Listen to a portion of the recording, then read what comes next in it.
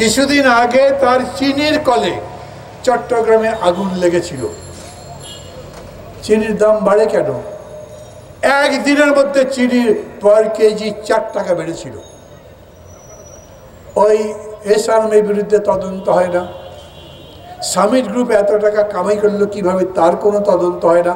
আর প্রতিদিন পেপার খুলবেন, বিশেষ করে প্রথম আলোতে 3 নম্বর পৃষ্ঠায় দেখবেন কোন উপজেলা চেয়ারম্যানের সম্পদ 5 বছরে 100 গুণ হয়েছে, কোন এমপির সম্পদ 5 বছরে 50 গুণ হয়েছে, খালি তার হিসাব। নিয়ম ছিল না এমপি সাহেবের সম্পদের বিবরণ দেবেন, যদি গরমিল পাওয়া যায় তাহলে সেগুলোর ব্যবস্থা করা হবে। একটা ব্যাপারে সরকারের ব্যবস্থা নেয়নি। সরকার তো চোরদের সরকার, লুটেরাদের সরকার। সরকার ওই সমস্ত তস্করদের, ভালো করে বলতে হয় ওদের ব্যবসায়ীর বন্ধু, অলিগার্ড, যাদের কিছুই ছিল না টাকা বানিয়েছে। আওয়ামী লীগের লোক কত দেখেছে, আমি নিজে আওয়ামী লীগ করতাম, অভাবে টাকা নাই, ঠিক মতো খেতে পায় না, বিড়ি টানে, ভাঙ্গা গাল। এখন লক্ষ কোটি টাকা কামাইয়ের পরে চেহারা দেখবেন, যদি ছবি দেখেন ওই ভাঙ্গা গাল, ফুলে হয়েছে তাল তাল, কত সুন্দর চেহারা। আওয়ামী লীগ সারা দেশের জনগণকে অসুস্থ করে নিজেদের চেহারা ভালো করেছে।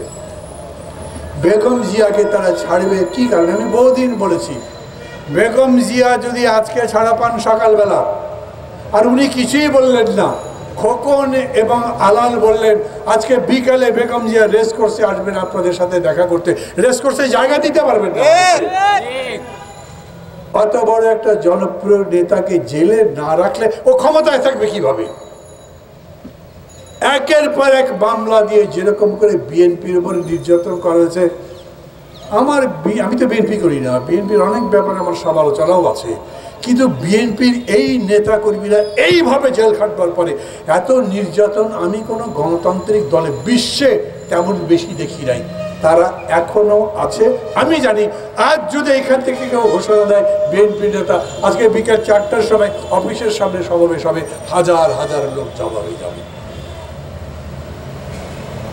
জিনিসের দাম যে সরকার কমাতে পারে না, বিদ্যুতের দাম কমাতে পারে না, বৈদেশিক ঋণের পরিমাণ এখন $100 বিলিয়ন বেশি। ওই টাকা শোধ করবার জন্যে, না মাফ করবেন, ঋণের টাকা নয়, ঋণের টাকা শোধ করবার জন্যে আবার বিশেষভাবে অর্থনৈতিক কাউন্সিলের বৈঠক বসায়। বাইরে যারা যারা দেশগুলো আছে আমাদের টাকা দেবে বলেছে, বলো তাড়াতাড়ি যাতে টাকা দেয়, না হলে সুদের টাকা তো দিতে পারবো না। সরকার কি আছে?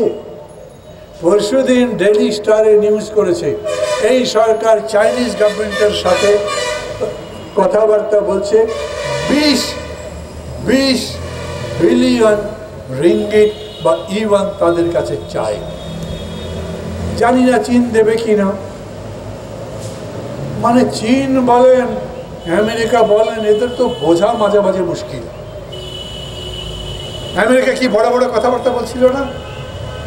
মনে হচ্ছিল সরকার আর থাকবে না। শেখ হাসিনা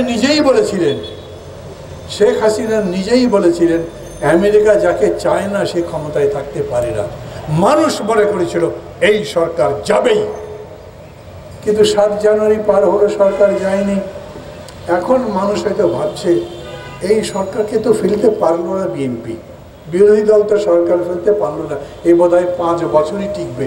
আমি বলছি 5 বছর বাদ দেন না ভাই, 3 মাস বিদেশ থেকে প্রয়োজনীয় জিনিস আমদানি করার টাকা নেই সরকারের কাছে।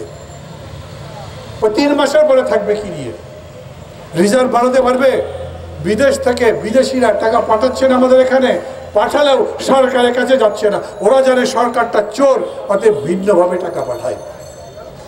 আমাদের রপ্তানি বাড়াবার আর কোনো সুযোগ নাই। কেবলমাত্র বিদেশিরা যদি আমাদের ডলার দেয় তাহলে এই দেশ বাঁচতে পারে, নাইলে এই দেশ বাঁচতে পারবে না। দাম কমানো বাদ দেন, বেগম জিয়াকে মুক্তি দেওয়ার কথা কিভাবে ভাবেন? সরকারি থাকে কিনা তার কিন্তু ঠিক নাই। যারা মনে করেন 7 জানুয়ারি পরে বিরোধী দল দুর্বল হয়েছে, সরকার আরো শক্তিশালী হয়েছে, তাদেরকে অর্থনীতির চিত্র দেখার জন্য বলি, বিরোধী দল দুর্বল হয়নি। আমরা আমাদের জায়গায় আছি, আলাল আলাজের জায়গায় আছেন, খোকনের জায়গায় আছেন, আবার জিতেছেন। 7 বার যেতেন। জোর করে ষড়যন্ত্র করে অন্যান্য পদ কেড়ে নিতে পারেন, যদি ওটা করতে না পারতেন তাহলে ওটাও জিততে পারতেন না। যখন ডাকে তখন মানুষ আবার আসছে, খালি অপেক্ষা করেন সরকারের এই দুর্বলতা মানুষ বুঝবে, তখন আবার